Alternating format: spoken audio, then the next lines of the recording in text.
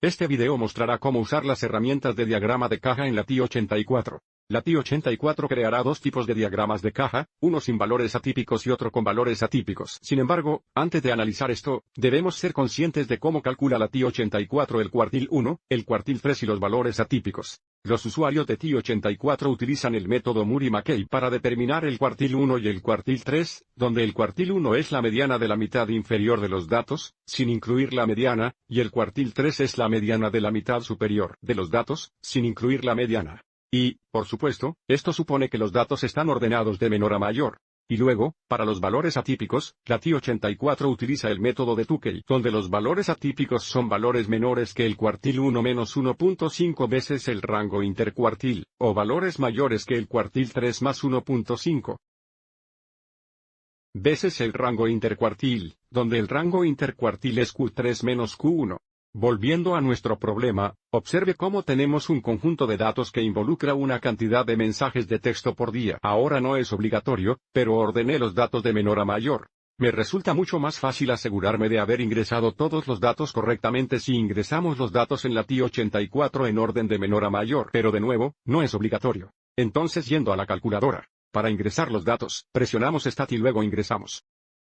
Ingresemos los datos en L1. Si hay datos antiguos en L1, presionamos hacia arriba, Clear, Enter para borrar toda la columna. Y ahora, ingresamos los datos. 12, Enter, 24, Enter, etc.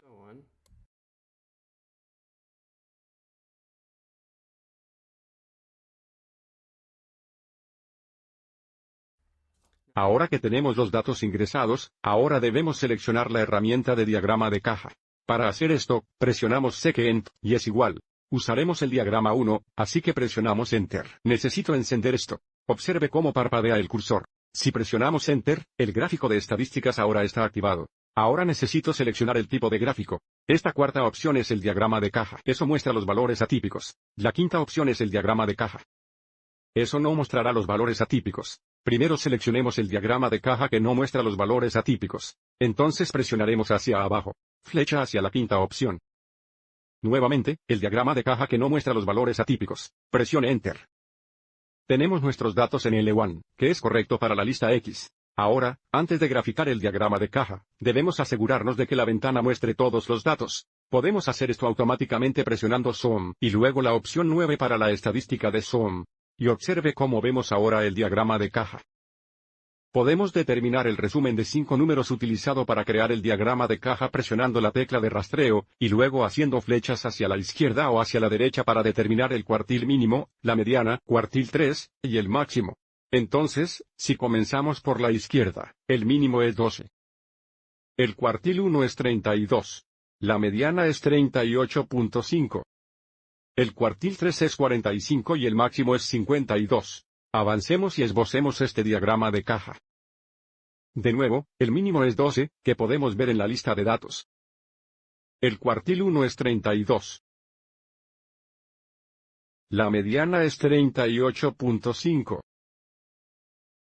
El cuartil 3 es 45. Y el máximo es 52. Entonces tenemos la caja del cuartil 1 al cuartil 3.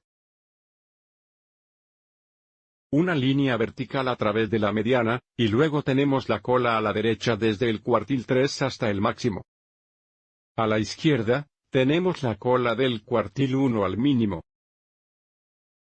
A veces verá pequeñas barras verticales al final de las colas o bigotes aquí y aquí. Y vamos a seguir adelante y mostrar los valores para el resumen de 5 números.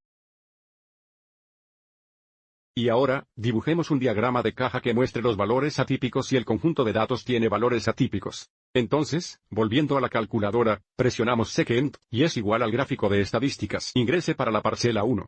Ahora necesitamos seleccionar el cuarto tipo de gráfico, que es el diagrama de caja que mostrará los valores atípicos, si el conjunto de datos tiene valores atípicos, que es esta opción aquí. Presionamos Enter.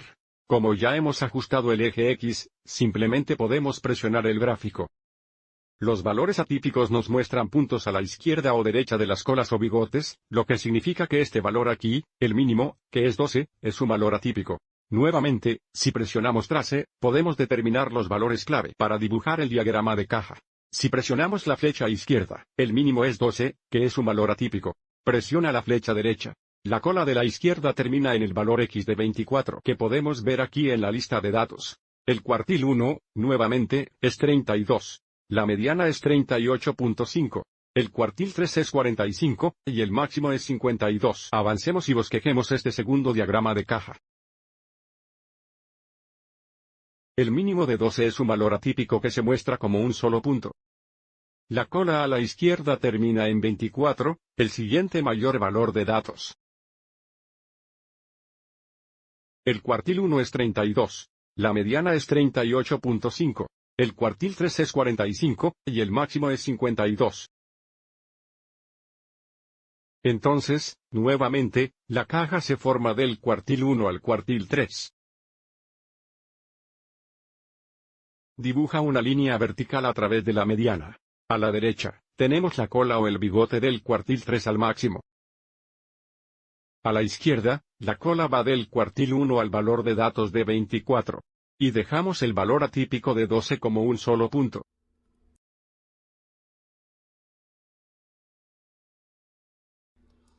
Espero que hayas encontrado esto útil.